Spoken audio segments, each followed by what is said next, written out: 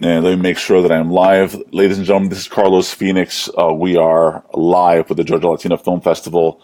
And I have a very special guest. I got Esai Morales coming in from Bucharest. Nope, Budapest. They all sound the same to me. So, well, again, my apologies. So I wanted to thank you so much for getting up so early and coming on today. And as we are preparing for the Georgia Latino Film Festival in September, and we're very fortunate that Rick was able to put this together for us. Rick Nahara, who is a friend of yours and a friend of ours, and so I thank you. So some of you may recognize Esai from movies as far back as La Bamba in your early career, and of course I've watched you on Caprica, NYPD Blue, and a bunch of other shows, of course, and movies as well. You are currently working on a Netflix project as well, isn't that right? Yeah, well, it's actually currently showing now. It's called Ozark, and it's I got to tell you, not since La Bamba have I received this much love for not only the show but my participation in it, and I'm extremely grateful.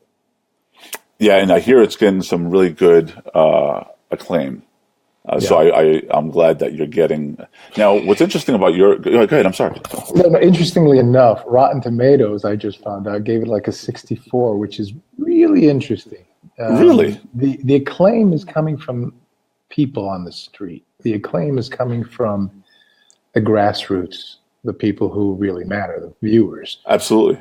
Every day, I get about a dozen or so texts, messages, emails, all together, where I haven't heard from people in a very long time, and they're just reaching out and showing their appreciation. And I got to tell you, there's nothing better than that. Well, the cast is really good on this show, and your character is a kind of like a drug handler. Like, what is your character on the show? He's a businessman. Oh, sorry. He's a very educated, and he's a ruthless, brutal businessman who, yes, has narcotics is a big part of the equation there. And it's really interesting because I met someone before I started preparing for this role who was actually coming to my home to do some work. And he was a transplant. I thought he was from Guatemala, and he goes, "No, soy mexicano." I'm like, "Oh, really?" I said, "Where from?" He goes, "Sinaloa." And I'm like, "Oh, we need to talk." And he gave me quite an education, quite the insight. It was like a godsend, to be honest with you, because you see these roles, and it's not easy to do something different, or it's drug dealers, we see it in Narcos and all these movies, but to get an insight into the community, into their laws, like the unwritten rules, into the history, how certain government agencies took their farmers from growing beans and corn and switched their crops to poppies to fuel the trade in Vietnam, because a lot of our soldiers were not faring well against the Viet Cong unless they were very high. And that was the birth of that kind of whole Mexican brown situation, and how they took over, how they grew, I said, well, what gets you killed over there? It was $5, $500, $5,000. And he looks at me straight in the face. He goes, "You steal $5, you'll steal 500. You're a thief." Wow. Por aquí no se anda chueco, meaning, you don't walk crooked over here.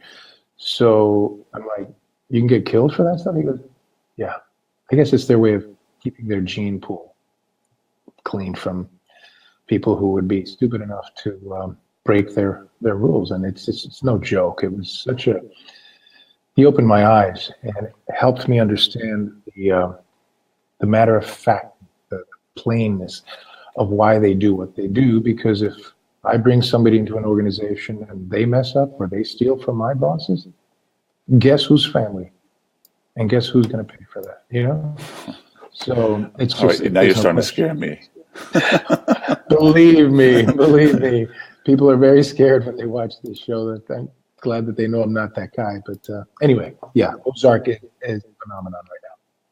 So while we're just talking, I'm going to show a little bit of your work. Now, this was sent to me by Jose, Oh my and gosh, it's this is kind of like a embarrassing. portfolio of your work, which is kind of funny. I think And this was a fan compilation. oh, is it? Now, have you seen this one before? I saw it once and I was blown away. I almost brought to tears because I don't even collect my own material like this. I'm terrible in that sense. I don't like to look back and rest on my laurels because I'm looking forward to see, what next job is going to feed my daughter and put her through school and make sure that we have a. I Are agree. you there, Doug? So, all right. So, what I'm going to interrupt for a second. I'm going to ask anybody who's watching, guys. This is live, and we have a great opportunity to speak to Esai, and I would like for you guys to share and get as many people to kind of join the conversation, because the whole purpose of going live is to be able to have engagement and let people actually just access in ways that you were not able to do so before. So please share right now, and I'll. So Yolanda says that she's a big fan and she's inspired. She's inspired by you, so that's awesome. And so, Thank you, Yolanda. Thank a you. lot of your career has some kind of political connection to it. It seems like you select your parts based on some of your ideals, or am I going in the wrong path there? No, absolutely. For most of my early career, I avoided the usual or the typical or the two-dimensional or one-dimensional bad guy, especially if he's Latino, because I felt like being used as fodder. You need a bad guy, put a foreign-looking cat, dark skin or, mustache or whatever, ethnicity tends to scare folks. And I just didn't want to be used to make people afraid at my people's expense, at our people's expense. So I just, I turned down quite a few roles, but I did take one that started my career. Bad Boys put me on the map. That's right. Now, now, Yeah. how soon after the performing arts did you actually get to do that? Oh part? my God. Bad Boys was when I was 19. So I was about a year and a half out of high school. I graduated at 17, and to be really honest, I didn't even graduate officially. Really? Yeah. No, I didn't know that. and so as I'm researching you, I'm like, it doesn't detail that.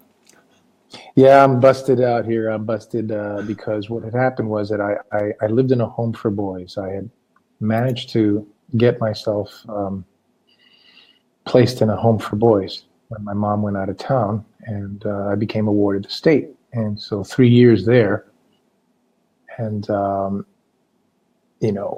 I just decided that I was going to focus on my acting, on my drama. What they call studio classes.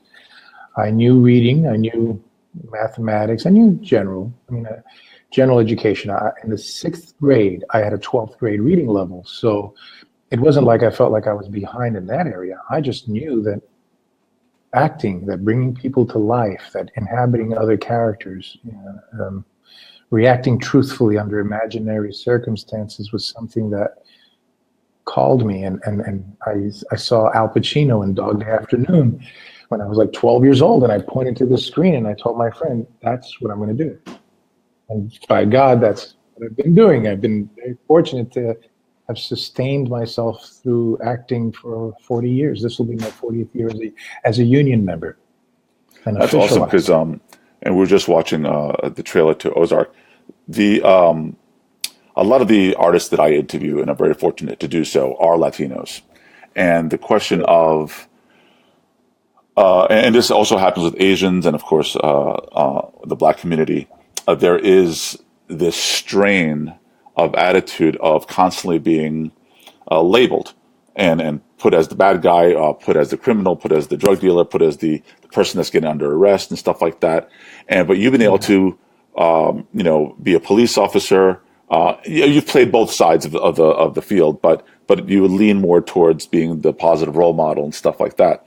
Now, Yet some people will tell you that you always play the bad guy. It just depends on how much of one person's work you've seen in any one capacity. But that's funny you should say that. But I do. My greatest. I'm sorry to interrupt you, but no, you're my fine. greatest achievement, to some degree, was to play the president of the United States in a credible manner. I mean, anybody could, be given a role and okay, thank you, goodbye. But to do it in a way that commanded respect and where you could actually believe that this person made it up that ladder, that was my goal. So That's I awesome. hope to have achieved it. Now, I do have a question, and oddly enough, this one comes from my wife who is watching. She says, "What advice do you have for young Latinos who want to get into the business?" Basically, just one word: run.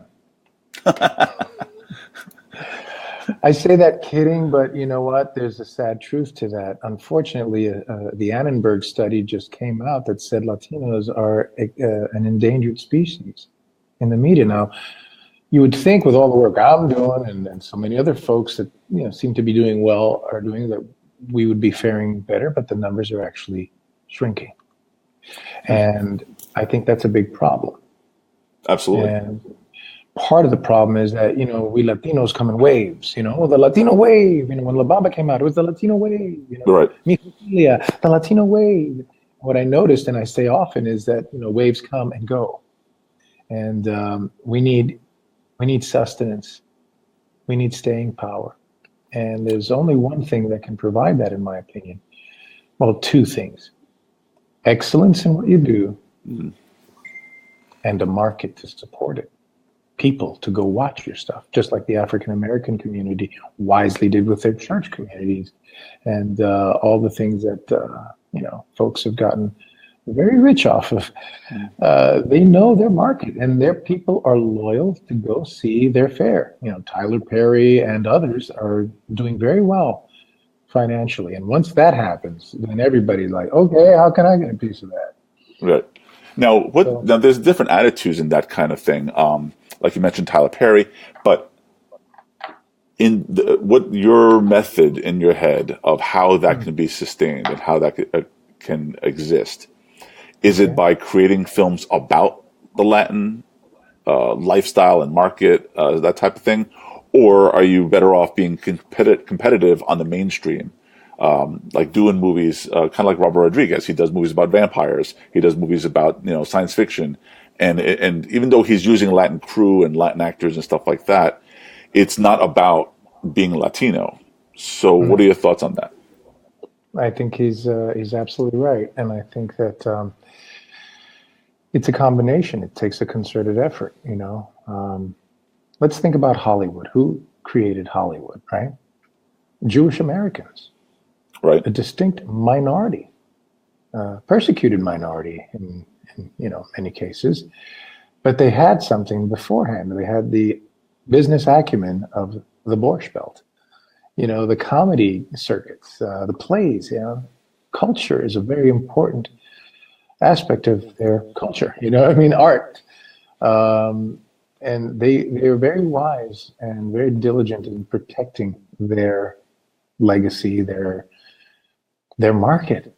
And they created Hollywood, where, in my opinion, they idealized Anglo-America to themselves. Like, look, let me show you a beautiful image of the stoic cowboy, the pioneer, the Americans. And they sold to America an incredible narrative where Americans could feel proud of who they were and what they sacrificed and the work ethic, the whole American pathos.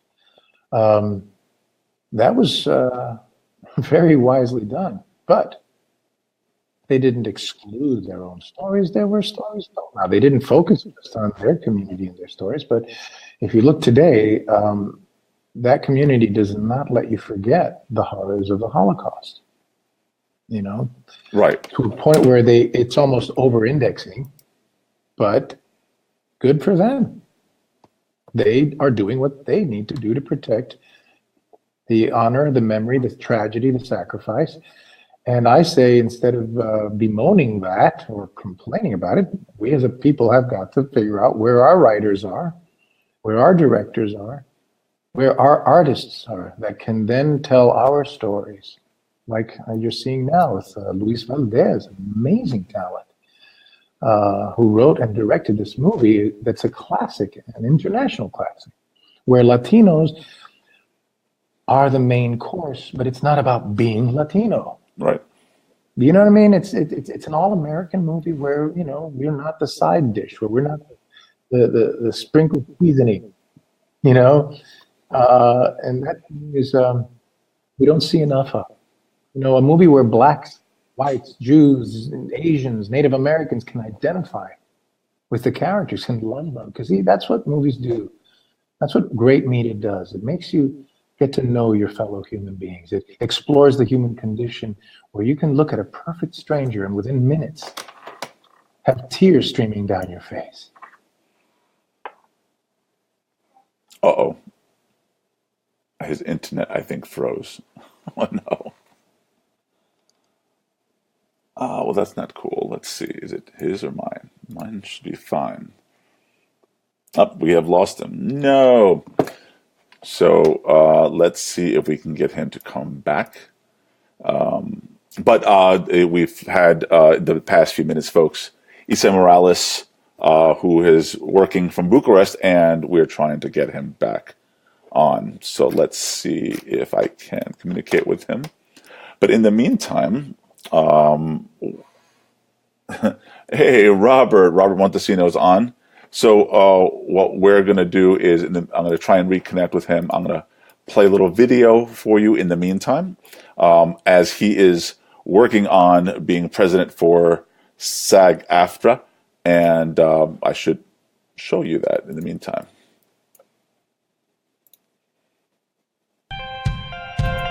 Hi, I'm Esai Morales, and I'm running for SAG-Aftra National President. I've been fighting for the underdog my entire life, whether it's for a good cause, for friends or family, or just you, the actor that needs the help the most.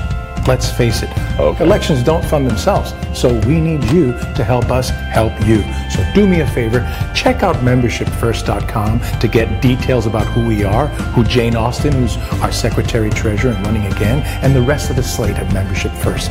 We need you to help you. So go fund yourself. Hey, thank you for coming back. I was like, oh no, I lost him. And then I didn't get to ask about you running, so.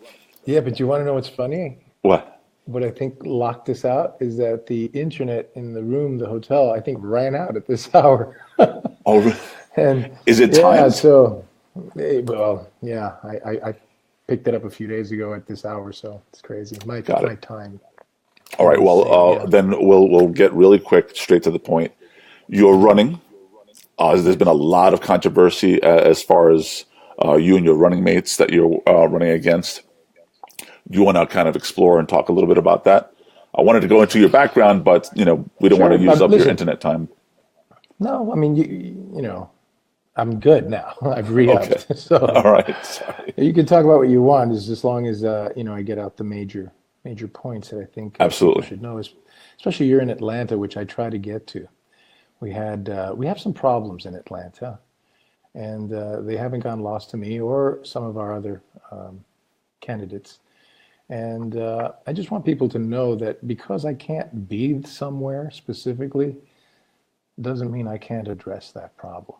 Absolutely. Because I'm here in Budapest, okay, or Budapest, as they say it here. And I'm up days, I'm not only preparing for my work, but preparing for the campaign, doing as many things as I can, answering emails. I mean, I've never in my life been so busy. Now, just to let everybody know, this is third day of not sleeping. He's only slept a couple hours, so I'm going to keep it really short so he can go back to bed and get that rest. Otherwise, we're going to have an actor with bags under his eyes. You're going to have an actor who used to look very young for a long time, all of a sudden age in a week. Just. Oh, I'm getting there too. We're all getting the same grays here, so I understand that. Hey, I keep him real like you. I appreciate that. Oh yeah. I hear it makes us look distinguished, but I don't know if I believe that. As long as I don't look extinguished, I'm okay with distinguished. So I guess what you're talking about in terms of the issues that is the level of diversity. Well, that's one of them.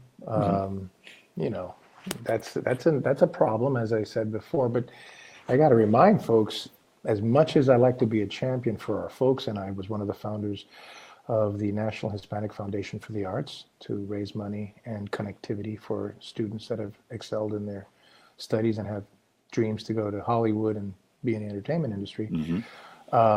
Being president of a union of 160,000 members of a diverse categories, being Latino is not the top agenda. It just will not be overlooked. You understand what I'm saying? It's that Right. you got to realize that I'm not just about being Latino. Of course. I won't allow that to go unchecked. I won't allow our folks to continually be ignored and be paid like second-class citizens. We're undergoing a negotiating process now with Telemundo, which was a long in the making, and it's about time they joined the 21st century and not castigate Latinos because other Latinos in the United States, because other Latinos around the world will work for pennies on the dollar. I mean, it's really an issue, and it's not going to be an easy one, but we're going to fight hard. And who better to fight for or alongside, negotiate alongside our industry partners at Telemundo than a fellow Latino? So that's one of many issues that I will not let go under the rug. There are a ton of issues. And we have, where do you start? I mean, transparency. It's an easy word to say. Everybody says it. We want more transparency.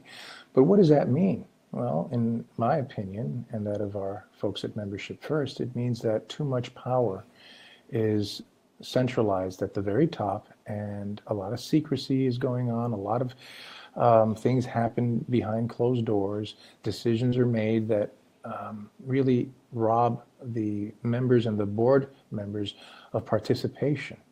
The president under the last administration gets to pick every member of the chair of the committees. It just becomes very autocratic. And it doesn't matter whether you're there every day. What matters to me is that you understand the issues and that you have the strength and the resolve to get the best possible contracts and living conditions, wages and working conditions for your members, for all of them, to not have to throw members of the background community under the bus yet again to get something for another sector. I mean, what's the point of having a bigger union if it's just going to be a bigger bus to throw more people under? That's not my idea of leadership. And what we have to realize is that, there are market forces arrayed against us. And I believe that the leadership that has gone on has bought the Kool-Aid. Some folks say, well, they'll never go for this, they'll never go for that. Well, we'll have to find out. We also have to find out who we are as a union. Are we ready to take a stand? Are we ready to come together and put our differences aside and let people know, let our industry partners know that we mean business, that we can't continue with this erosion of our legacy. It's one thing to get numbers that make it seem like you're getting a lot, like percentages, but right. Wait a minute. What are you trading away for that? What safety issues are being slowly given away? Our 12-hour turnaround. We're not widget makers. We're not just robots. We're craftspeople, and our craft is acting in many cases, music, dance, background acting, stunt work. I mean, these things are for professionals, and there's a value to these professionals, and we cannot, how should I say, underestimate. We cannot underesteem what we provide to the industry. We are the ghosts in their machines. We're the people that make it possible for others to care. You know what I mean? When you do really good work, you make people care, and then they want to buy your product, see your movies, buy your books, movies. Everything is a market, but we're not commodities. We're talent, and our talent comes from somewhere else, and it's not easy to quantify.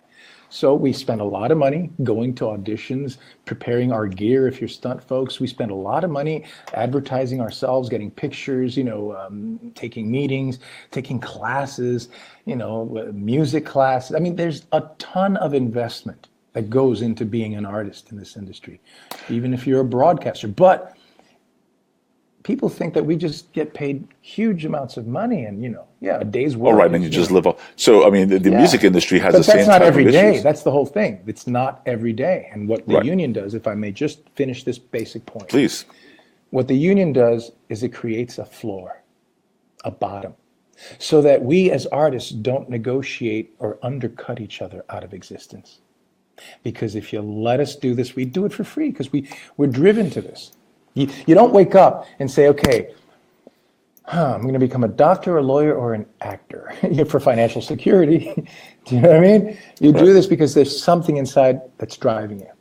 And then you have to work with folks that need to make the money to pay you. So we need our industry partners to make money, yes, absolutely. But not at our expense so much that you cripple our ability to feed a family, to create a future, a pension. I don't ever want my daughter to have to be burdened with taking care of me when I'm old, when I can no longer provide. So I don't think any member wants that. So you pay into a pension your entire career. Right. Things like that. Anyway. So I was at the Georgia Partners, the production partnership meeting that they had just this past week here in Atlanta. And I did bring up that part of that conversation. They answered really quick, through a lot of numbers. Oh, we have diversity everywhere. We have classes with a lot of diversity and stuff like that.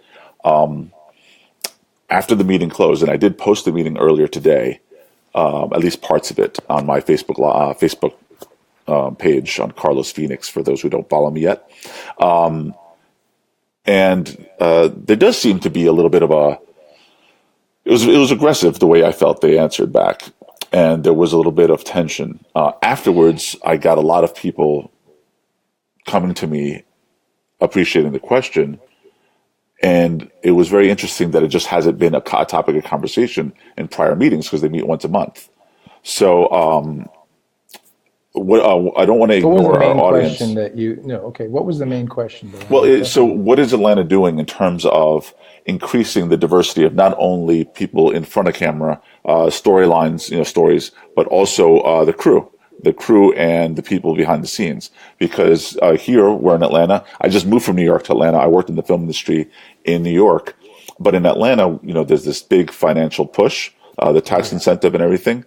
But I see a lot of people, because I live in Peachtree City, if you're familiar with it, a lot of the cast and crew live here, and they're all flown in from LA. I haven't met many people who just lived here and are working on these films by Marvel and Disney and stuff like that. And so that's where my question was coming from. And I also wanted to participate in trying to get education, high school in particular, where we can start educating them on production so that we can instill some of the financial aspect of the benefits, and so that films can stay here.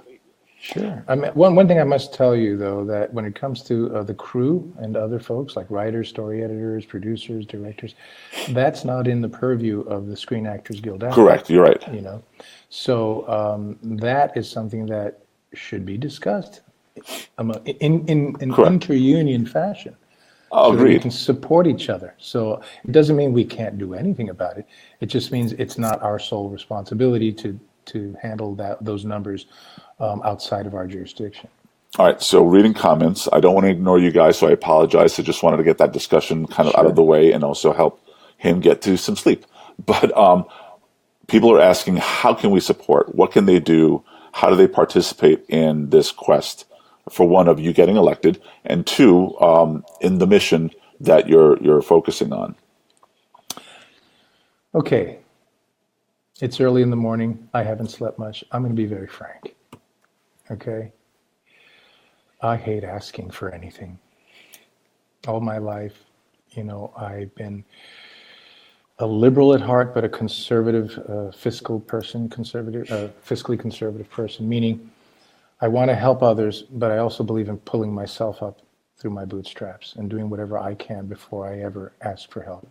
I've been an actor, and I've been an actor out of work. Not once have I gone to unemployment, even though it came close. It came close on many occasions. So when people say, what can I do? I have to come back to the fact that these elections don't fund themselves.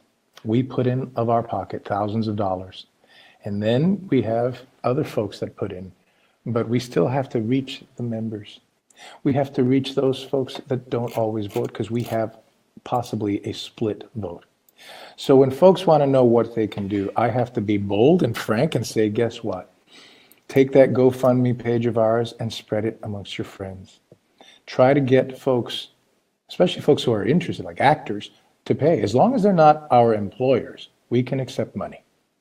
And that's what we need right now. We need money so that folks don't go poor trying to run a campaign, and if it doesn't succeed, all that money was, wasted. So we need community help. And with all the folks that show me love and support on Facebook, Twitter, and Instagram, et cetera, et cetera, et cetera, you would think that just $5 from everybody, 10, let's say, or would add up. And we had a good push in the beginning, but it's kind of gone to a plateau. So I'm going to have to do what politicians do, actually spend 70% of their time doing, which is why I'm not a professional politician. And by the way, this office, this job pays nothing. We do this because we love our craft and we love our fellow actors, actresses, dancers, singers, broadcasters now. I mean, we have so many folks that we have to take care of and make sure that they stand firm and strong under our umbrella so that when we get to the negotiating table, we'll be taken seriously and won't be told things like, well, that's off the table. You can't talk about this. You can't ask for that. You know what? That's not good faith bargaining. Awesome. Well, I do appreciate you coming. Some of the people on our audience are saying that even the music industry is suffering in this kind of way as well. And so I wanted to point that out. I did see that. Yolanda, thank you so much for the comment. And let's see, what happened to the ALMA Awards? They said they didn't have money. So that's another comment on yeah. I mean, I don't know. I've been honored to have received an ALMA Award. And That's right. And I'm grateful. It came at a year where I did 3 shows at once, kind of like now. I had done NYPD Blue, American Family, and one other show, Resurrection Boulevard, all in the same, kind of overlapping timelines. And because they were on 3 separate networks or kinds of networks, it worked out. It was a miracle, I got to tell you. One was public television, another one was pay TV, and another one was network TV. So. Now, what is the project you're working on now? Right now, I'm on Mars. That's right. It's a show from Nat Geo with the producers, the esteemed duo of Ron Howard and Brian Grazer, who it's like a docudrama, and it's fascinating. It's especially for people who like science and drama. It's basically about the colonization of Mars, and it takes place in 2 types of time zones. Today, with people like Elon Musk being interviewed and talking about what it would be like, what it would take. Neil deGrasse Tyson, Bill Nye, Naomi Klein, I believe. I mean, it's just all these great talking heads are interspersed with the story that goes 2037 of the first manned mission to colonize Mars and the problems that they would have. It's very much like the New World, trying to. Now that's a project with Elon Musk, isn't it? Yeah. Well, he's definitely part of the team here, and it's just a really classy, grade A type of project. And of course, I'm kind of the bad guy because I'm playing the antithesis of who I am. I'm playing somebody, the embodiment of private enterprise, business. It's just business, and there's a certain mindset that says if people have to die to protect billions and potentially trillions of dollars of investment and the whole notion of the colonization of Mars, then so be it, they will be well compensated. Things like that. It's just a mindset that doesn't look at an individual with as much weight as the mission. Well, in the audience, we have Roberto Montesino. Don't know if you know him.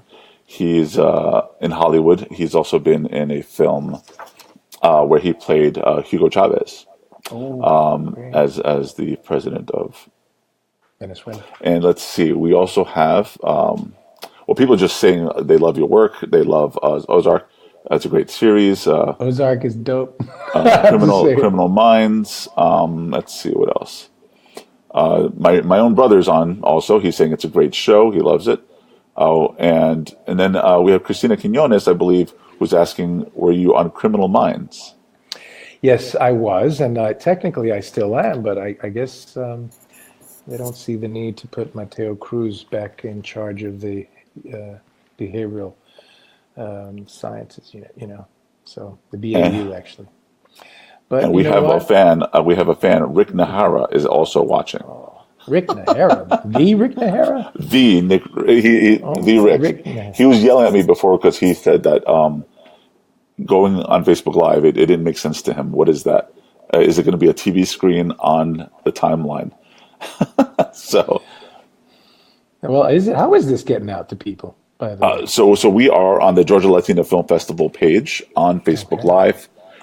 It is being broadcast live. We have plenty of viewers, and I'm sure after we're done, it'll be shared, and we'll have thousands and thousands of getting your word out. Millions. Okay, millions.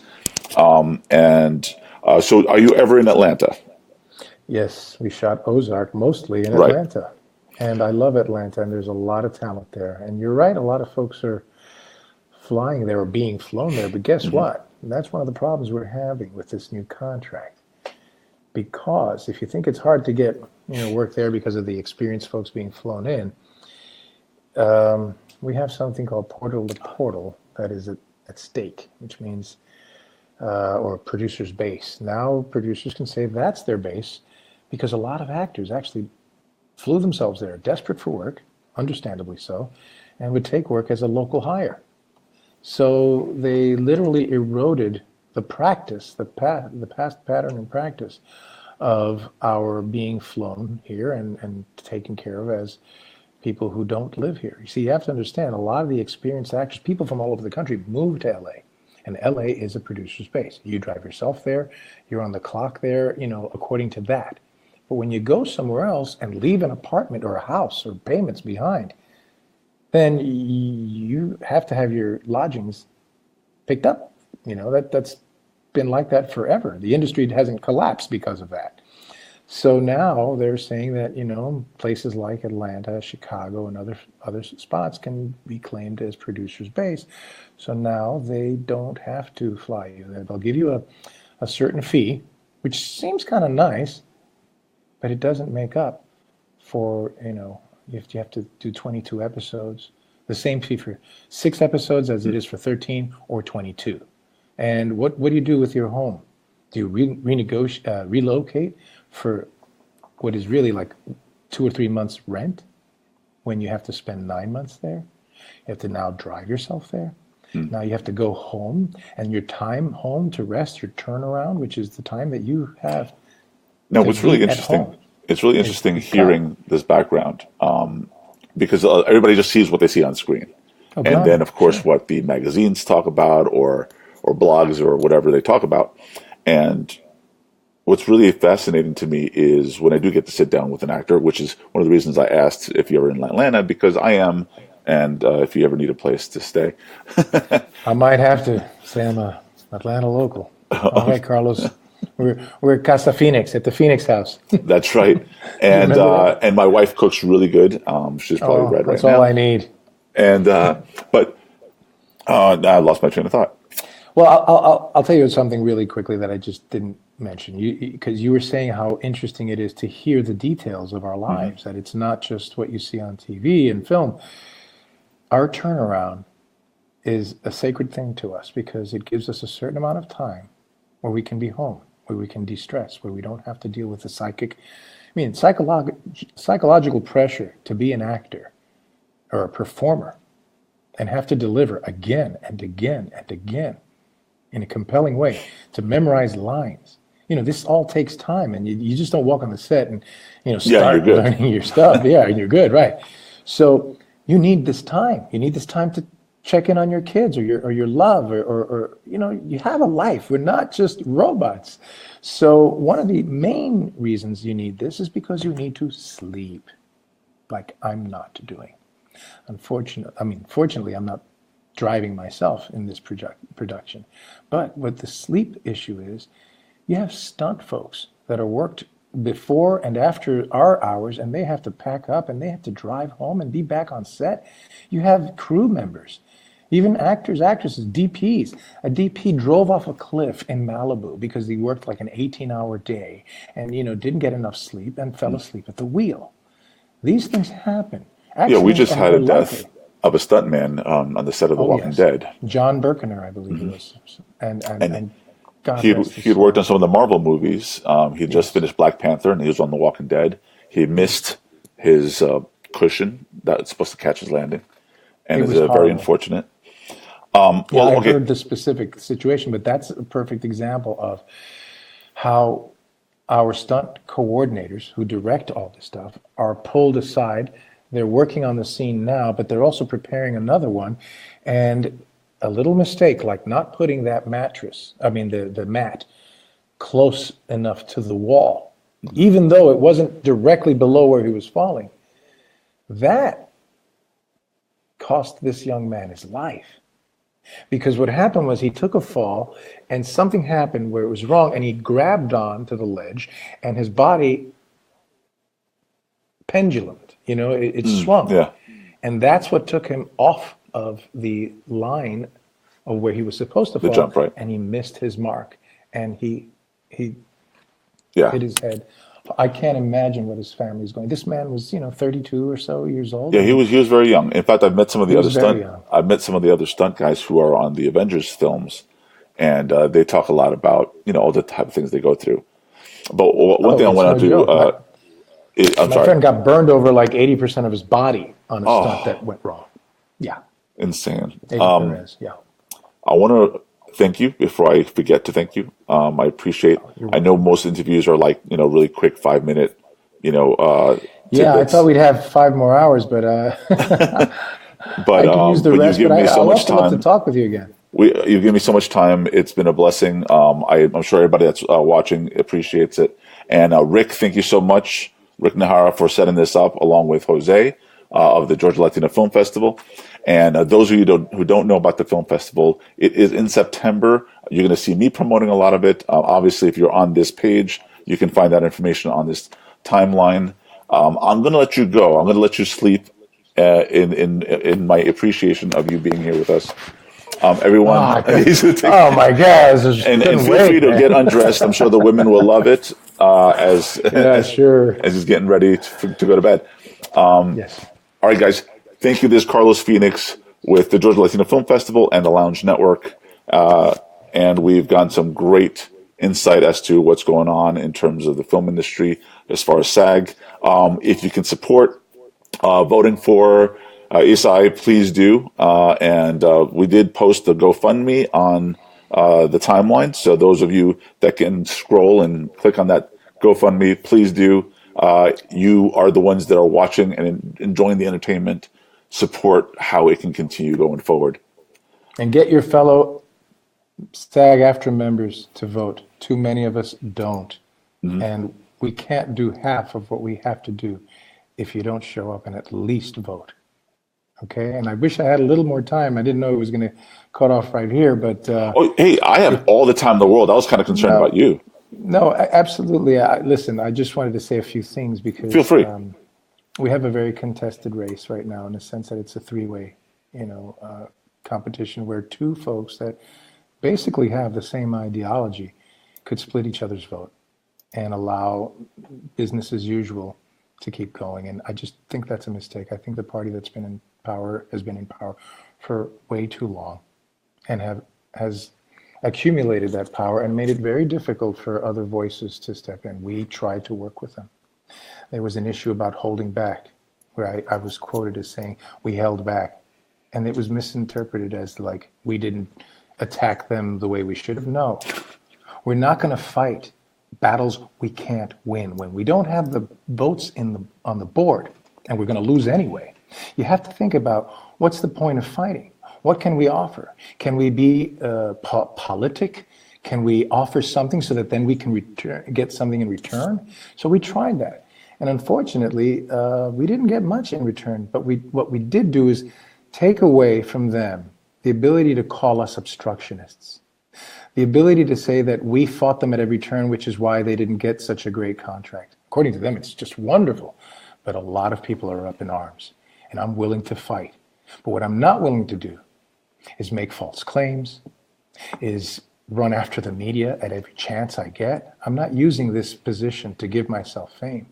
I'm doing this because I believe I have a talent, and that talent is communication and inspiration of the people around us, of our members, to get them more involved, to get them fired up, to do what they need to do. Stand behind the union that you pay into, that owes you service, that needs to protect you at the best of their abilities. Okay, so we have to clean shop. We have to make a more perfect union. We have to really look at so many things like why we rent, spend millions of dollars when we could have owned our own building, why we have our members concerns not truly addressed, why we get so much lip service. Our pension plan is ridiculously unfair because if you work at our union, and this is not an... Uh-oh. Did he run out of time again? Oh, come on. All right, we're going to give it a couple of seconds here. And we did have one other good question that I want to eventually get back. I feel bad. I feel like I'm making him spend his money on the internet, but it's a way he can get this message out. I know it's important to him. Those who are working in the industry, I know it's important to them. Okay, he's back. I'll finish with this. No, you're fine, because we do have one more question. Oh, yeah, give it. But my last statement is if you work at our union, you have a better pension plan than if you belong to our union. Whether you're Tom Cruise, myself, or anyone who's paid into this union, there's an imbalance that shouldn't be there. That's all. Yes, what questions do you have? So I know there's been a lot of, it's very ferocious, this particular election. I know I've read up on a couple of things on it. And now why did they try to quiet you at the SAG? Well, okay, in all fairness, it had gone long. Other folks had spoken. The first person to speak was one of the candidates, the third party candidate. And God bless him. I agree with almost everything he says and does, but he got to speak.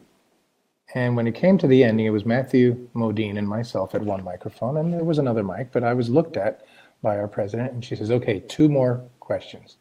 She looked dead at us, and I thought, okay, well, maybe it's us two.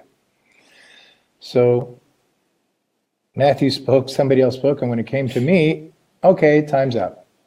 And I thought that was just terribly unfair because they extended it, but one last person couldn't talk, and that person happened to be the only presidential candidate that didn't get to speak there.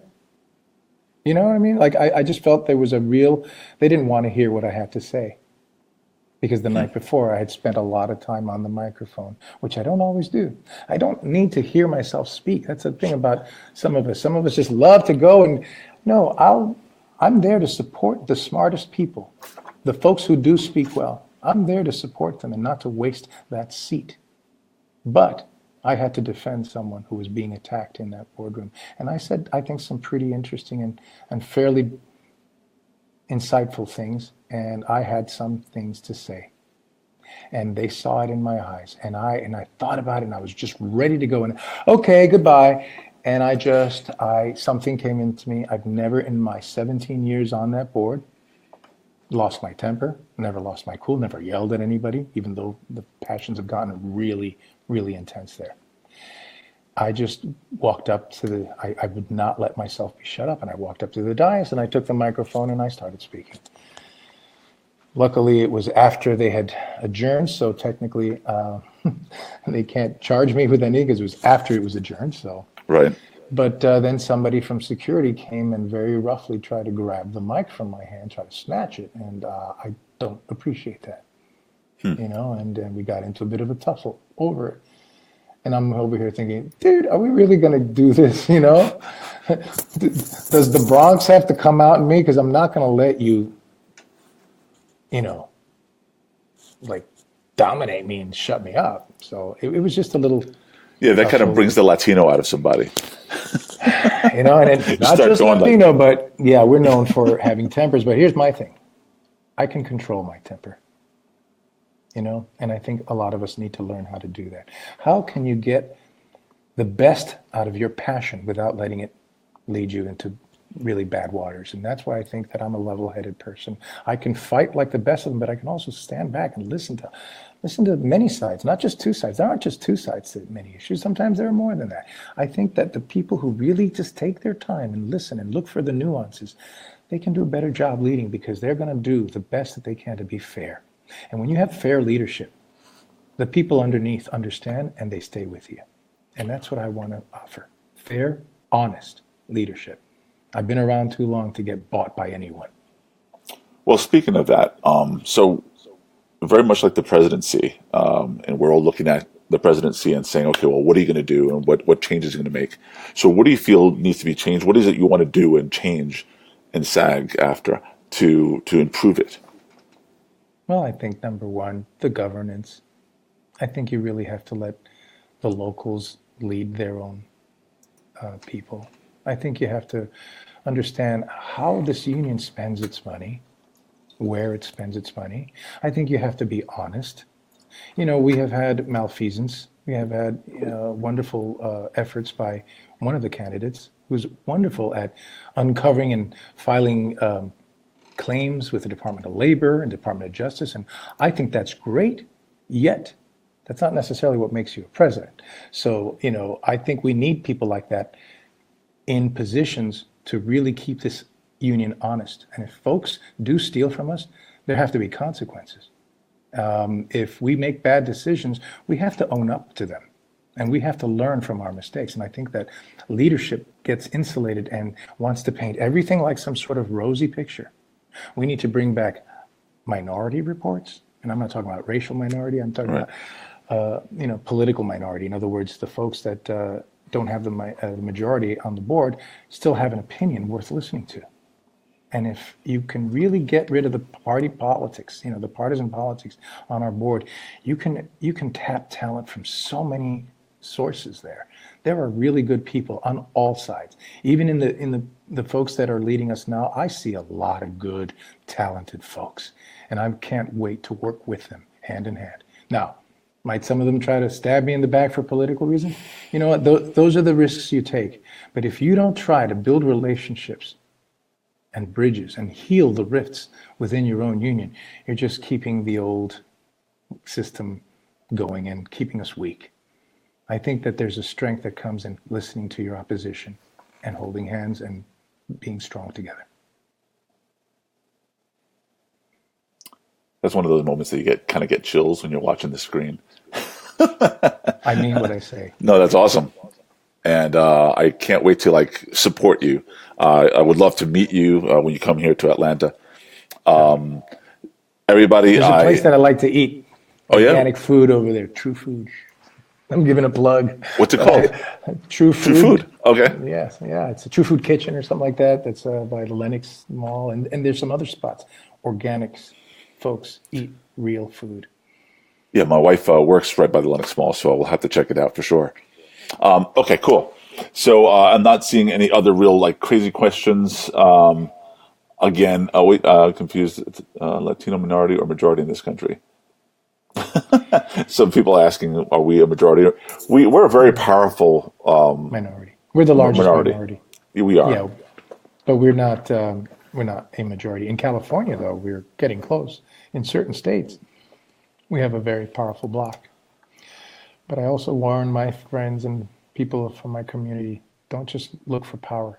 Look for the responsible use of that power.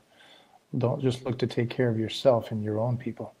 Look to take care of all folks around us, because we are made of all folks. We have Anglo, we have African, we have Native, which includes Asian blood. So Latinos represent a microcosm of the entire world. So it really offends me to see any Latinos be racist or bigoted in any way, because if anyone should know better, it's us. So you're an awesome actor, but you're an awesome person, and I love this about you. I'm so glad that we're able to kind of have this conversation. I'm I'm going to end it tonight, folks, because I'm not only he tired, but I too am tired. So, so have a great evening, have a great night. I hope you don't have an early call if you're still working on this film. And thank you, everybody, those who have shared. And are there any last minute things? Are you one of those people that says, "Well, you can follow me on Twitter, you can follow me on Facebook, any of those Oh type my of things"? God, yeah. I'm just terrible. I'm terrible at self-promoting, which is one of the disadvantages that I have. And I got to say, somebody complained that, I only come out in the press for our union when I'm running for office. Well, I don't use our union for press. So when you run for office, hello, you need to use the press. So I find it disingenuous and unfair when people who claim to be my friend say things like that, and that, well, you haven't done anything in 17 years on the board. I'm like, wait a minute. You don't know what I've done. And nobody has fixed this union. Not the brightest. It's like saying you haven't fixed this country. If you're a member of Congress, what have you done? Look at how terrible the country is. I know. You're just a member of Congress. You can't take responsibility for everything. So I want to push back to the disingenuousness of some of the people who I like, but I won't accept that kind of talk. It's BS. I'm reading a comment. I want your phone number. Well, anyway, we'll settle for Twitter, and we'll settle for Facebook if you like. And you guys, if you saw in the lower third, I also had his website, so you can be a fan of his site as well. Have a great night. Have a great night. Sleep well, and I hope everything goes well with your film. I look forward to seeing when it comes out. Carlos, the Phoenix Rises. Thank you so much. Have a great night. You too. Bye-bye.